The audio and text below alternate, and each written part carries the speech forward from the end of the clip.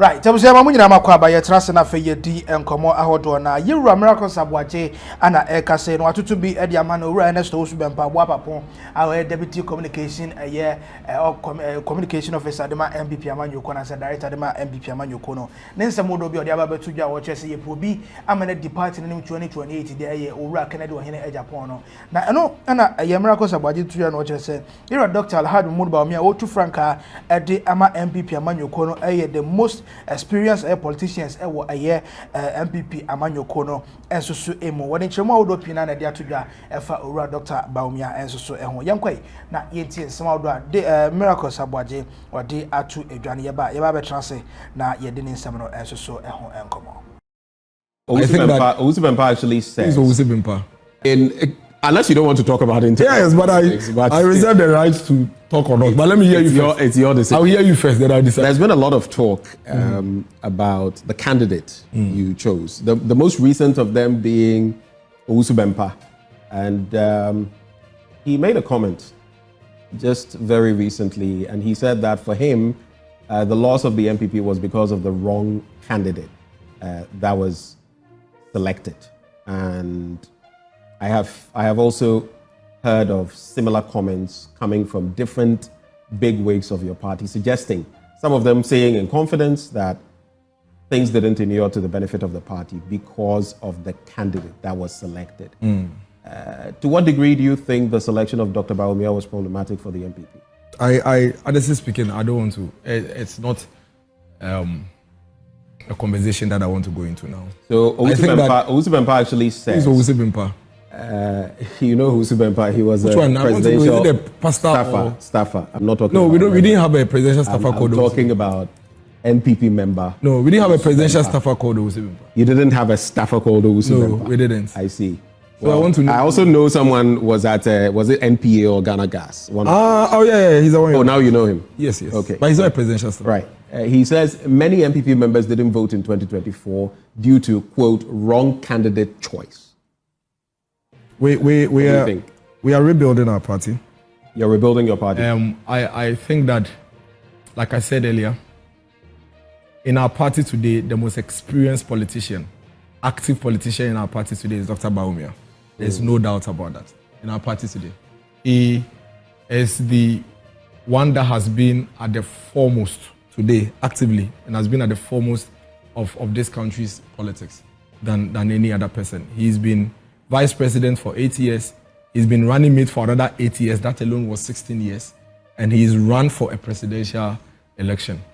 The party rank and file across the country are quite clear in their minds that our only fast route to power would be to stay united, neatly and closely together, work together, behind a leader that has articulated clear-cut alternative policies to the issues that matter most to the people of this country. And that person is Dr. Bawumia. That's one, there's no doubt about it. Data supports it. Our political history even supports that. As for views, I can't verify this because I didn't hear it. I haven't heard it. But as for views being expressed by individuals, I am sure that you are aware that we'll be going into an internal contest. And once we'll be going into an internal contest, we should expect that even within our own so party, we'll leave that people would disagree. People would disagree with each other and all of that. So let's not really worry too much and play so much beyond. Even with comments like these, Dr. Bawumia's posture is that, team, let's work with the party who are committed to ensuring that we get back to power so we can implement these ideas we have for all these sectors. And I think that anything that would distract the party's rebuilding and restructuring is something that I would advise all our party people. It's difficult. Sometimes it's very emotional. It gets sentimental. This one is not emotional. Let's talk about Operation Feed the Nation. My interesting takeaway is the fastest way of getting back to power. Fastest, yes. Maybe not Of course, but you can get back to power in 30 years, 40 years, 50 years. So you need to go for the fast. But anyway, as a student of political science, I understand because why a political party set up? Yeah, to win elections. Yeah, that's what it is. It's understandable. No, but that's all. That's the only reason. It's understandable. That's the only reason. Well, whatever it is, we'll be right here to discuss. Yes, Hopefully, you'll be in this seat. Oh no, that's every day. I'm your partner. I'm your stakeholder. Right. Tabusi nipa yekoti ene eyura Dennis Miracles Abuaje ene ende chogo ya ne trans na fei. Ne samodo de atodwa no ye di eho enkomo na ye ne enkomo. Okay. The Miracles Abuaje kano.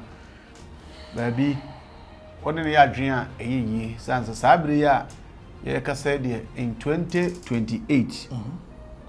Obi biara obeba se obaba gina bia no in terms of political experience and political I don't want to call it experience because experience there you go for more experience change Dr. Mahmoud Bawumia or politics more MPP nim eba in terms of flag bearership and I say in terms of campaign and in terms of the aton one sa kwan so there Dr. Mahmoud Bawumia stand tall because Nana Akufo-Addo picking no 2008 the year running mate no on Sanada or none of the choir could see 2016 and 2017 on better kunya so and the now so as wabe mampenia be the actually 8 years now asan so wabe flag bearer a mananya certain level of exposure be any ade to waka odika na emom no me hu sa sema kofa we nyina ba no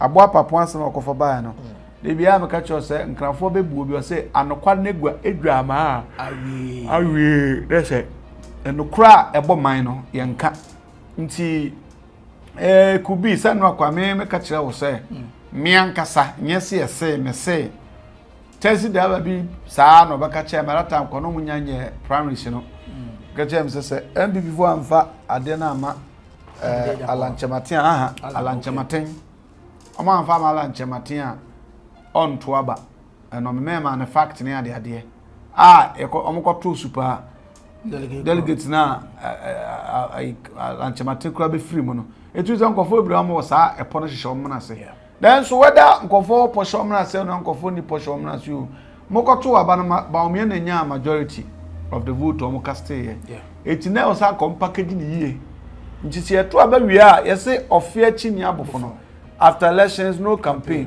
ntisi ato aba wi na fe na over point say ya amfa good candidate ni ade a enye candidate ma muluzu aba na I've said this before enye the kind of candidate omo fa no nti na MPP for lose here I've given all the facts ma MPP for lose aba no nti ye omo ka kan nyina no obi e candidate ba me feel say aboa papo say o bibia o person can sell your candidate you know o candidate na ye office ka Agyapong na ye no o so many things between come and for convinced ema omakodi ka Agyapong achi ti say ko ba say de atwam na abedo ele dia sa by so doing you are creating more problems for the already problematic your friend is saying party MPP for say MPP na do this here no bibli na ni subiriwom ani ade after the election defeat no it is abre also biya each other's keeper so at say ensase yakoka nsem a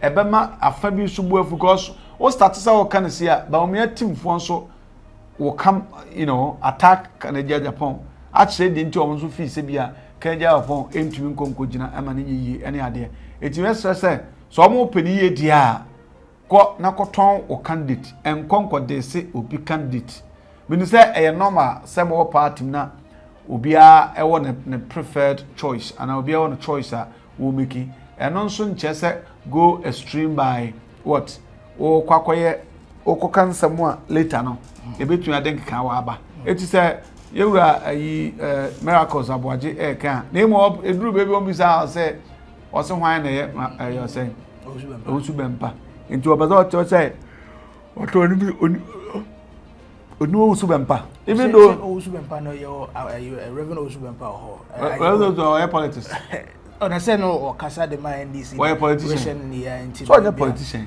why so for no na pre na wakofa politics atu no so any ade anyway the question he asked was valid anyway but non nipa ye kana sem ba opeso o man ko esa Owusu Bempa no kwanso onyo obi ha me wo Owusu Bempa ye second deputy communication director to onye just a mere person be and besides that wa kasa so Bawumia campaign team no ka hu do be say de onim na isn't that hero there to mo so mbeto to mo niam ene ade be bo right tell us like share na fa comment ni na go comment section as fa e mai yakramo